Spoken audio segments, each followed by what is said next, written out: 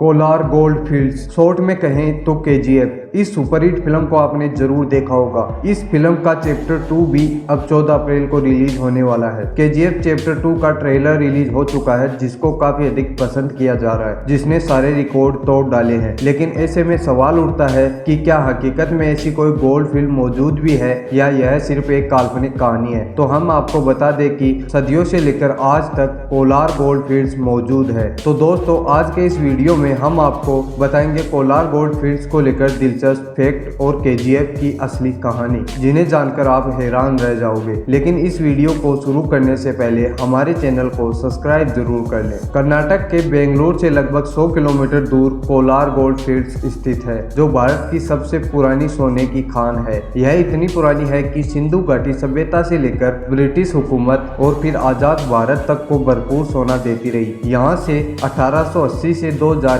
के बीच यानी लगभग 121 सालों में 800 टन सोना निकाला जा चुका है। कोलार गोल्ड फील्ड ने बहुत से शासक देखे। इतिहासकार बताते हैं कि यहाँ प्रथम शताब्दी ईस्वी से ही अलग अलग समय में सोने की खुदाई होती रही। पहले गंगास, फिर 900 ईस्वी से 1000 ईस्वी के बीच चोला साम्राज्य, 13वीं और 16वीं सदी तक विजयनगर साम्राज्य, फिर मराठा से लेकर हैदराबाद के निजाम और हैदर अली का शासन सम्मिलित है। उसके बाद अंग्रेज शासकों ने भी कोलार की खान से सोना निकाला। सदियों से केजीएफ के शासकों को भारी मात्रा में धन की प्राप्ति हुई। यह भारत की सबसे गहरी खदानों में से एक है, जहां 1980 और 1990 के दशक के बीच में धरती की सतह से 3 किलोमीटर नीचे खुदाई होती थी। केवल दक्षिण अफ्रीका की कुछ खदान ही इससे ज्यादा गहरी है। दोस्तों, 19वीं सदी के अंतिम वर्षों में ब्रिटिश खनन कंपनी जॉन टेनल ने खुदाई कार्य का जिम्मा लिया और बड़ी बड़ी मशीनें लगाई, जिनको चलाने के लिए बिजली की जरूरत थी। और 1902 के दशक में इस खदान में बिजली आ गई। तब सिर्फ एशिया के जापान के टोक्यो शहर में ही बिजली हुआ करती थी। यह भारत का पहला और सबसे पुराना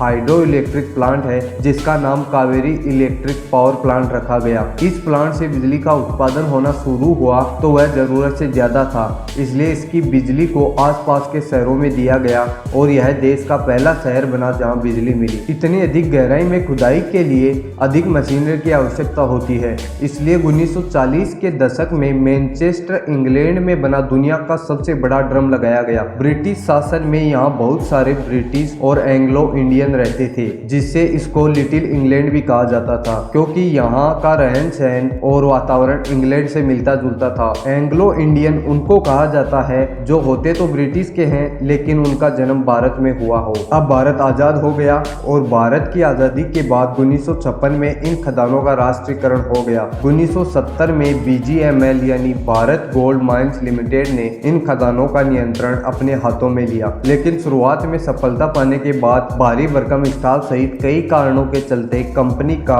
फायदा दिनों दिन घटता चला गया और 1989 आते आते स्थिति यह हो गई कि कंपनी पर कर्ज का आंकड़ा इसकी संपत्ति से ज्यादा हो गया। बाद में छटनी करके स्टाफ को 8,800 से 3,500 कर दिया, लेकिन बात नहीं बनी और फिर 2001 में BGML ने काम बंद कर दिया। तब से कर्मचारी अदालती लड़ाई लड़ रहे हैं और करीब 13,000 एकड़ में फैला कोलार गोल्ड फील्ड किसी बुदा कस्बे जैसा हो गया है। 2016 में नरेंद्र मोदी सरकार ने केजीएफ की नीलामी की घोषणा की, जिससे लगता है कि दक्षिण भारत का भाग्य एक बार फिर दोबारा खुल सकता है। माना जाता है कि केजीएफ में अभी भी काफी सोना मौजूद है। अब सोने की कीमतें तब की तुलना में काफी ज्यादा बढ़ गई है। इन खदानों का खुलना इस लिहाज से भी अहम है कि भारत में लगातार बढ़ती सोने की मांग का कुछ हिस्सा इससे भी पूरा हो सकता है।